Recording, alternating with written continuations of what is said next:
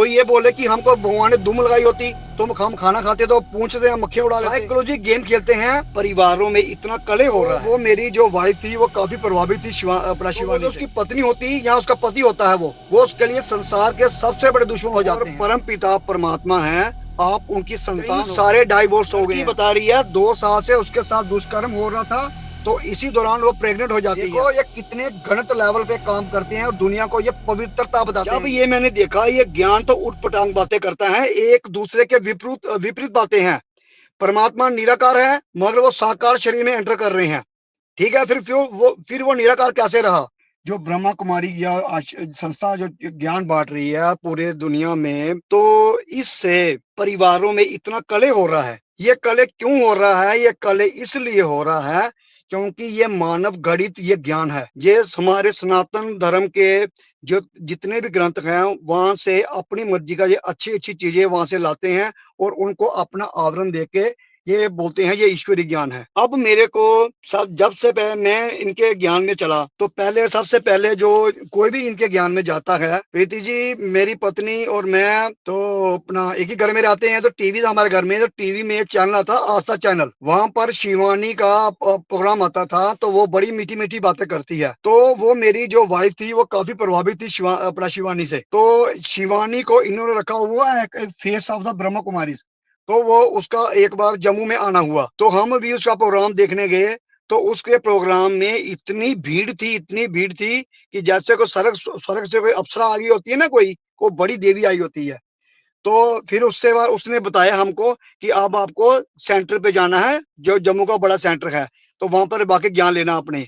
चलो जी, हमारा इस ब्रह्मा कुमारी में हमारा चरण पड़ने हमारे शुरू हो गए, तो हम चले गए ब्रह्मा कुमारी सेंटर रिहाड़ी में, जो जम्मू का सबसे बड़ा सेंटर है। तो वो सेंटर में हमको पहले 7 डेज कोर्स कराते हैं, ये 7 दिन का। उस कोर्स में पहले हमको ये बताया गया कि आप आत्मा हो, आप शरीर नहीं हो, और परम पिता परमात्मा है, आप उनकी संतान हो, और आत्मा को शरीर छोड़ने के बाद मानव शरीर मिलता है, ना कि किसी अन्य प्राणी का शरीर।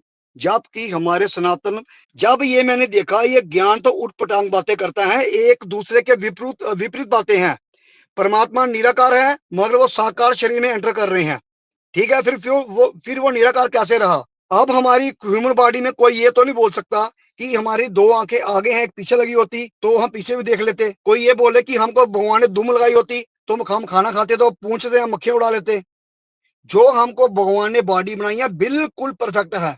जो भी के ज्ञान धारण किया जाता है उसको ये बताया जाता है कि अब आपको पति पत्नी को पवित्र रहना है, उनको किसी प्रकार के शरीर संबंध नहीं बनाना है। आपकी वो बहन हो चुकी है, वो अटपटा है ना, इतना अटपटा है। इससे ये क्या करते हैं, परिवार तो तोड़ते ही तोड़ते हैं, साइकोलॉजी गेम खेलते हैं। जो लेडीज और जेंट्स होता है वो बोलता है कि हमको पवित्र रहना। अब तो वो जो उसकी पत्नी होती या उसका पति होता है वो उसके लिए संसार के सबसे बड़े दुश्मन हो जाते हैं। इससे परिवारों में कलह का माहौल उत्पन्न होता है, कई सारे डाइवोर्स हो गए हैं। मैं जो इनका प्यूरिटी का कंसेप्ट है ना, मैं थोड़ा उसी को क्लियर कर रहा हूं, ताकि जो दर्शक आपका ये चैनल देख रहे हैं उनको ये पता चले ये प्योरिटी का जो ढोंग इन्होंने बनाया हुआ है उसके अंदर होता क्या क्या है। भोपाल का केस का जगह का नाम है सिरोही। लड़की बता रही है 2 साल से उसके साथ दुष्कर्म हो रहा था, तो इसी दौरान वो प्रेग्नेंट हो जाती है। तो जो सेंटर की बड़ी दीदी है वो, तो जब उसको पता चलता है तो वो उसका इवॉल्यूशन करवाती है। अब वो लड़की बोल रही है किसी चैनल पे आगे टीवी वाले को कि 2 साल से मैं शिकायत की थी, मेरी दीदी ने कोई सुनवाई नहीं की। देखो ये कितने गलत लेवल पे काम करते हैं और दुनिया को ये पवित्रता बताते हैं। ये औरंगाबाद में एक सेंटर संचालक ने रेप अटेम्प्ट किया था, वो लड़की ने विरोध कर किया तो वो बच गई। उसके जब आश्रम में पकड़ा गया तो कितनी लड़कियों का बुरा हाल देखा गया।